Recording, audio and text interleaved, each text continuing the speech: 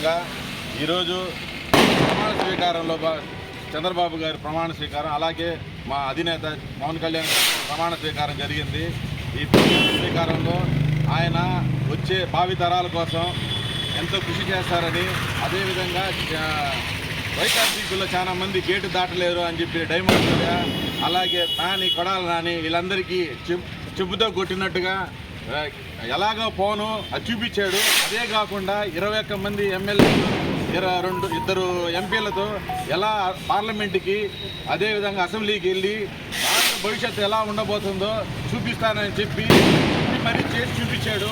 అదేవిధంగా ప్రతి వైఎస్ఆర్సీపీ నాయకులు ఆయన చూసి నేర్చుకోవాలి. అదే జగన్ కూడా అదే మరి నేర్చుకోవాలి.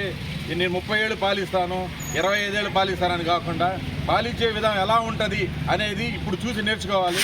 కాబట్టి ప్రజలందరూ ఇచ్చిన మద్దతుతో కళ్యాణ్ గారు ఆయన రాష్ట్రాన్ని చంద్రబాబు గారి నాయకత్వంలో రాష్ట్రాన్ని ఎలా పురోగమిస్తుందో అందరూ చూడాలి, చూసి నేర్చుకోవాలి.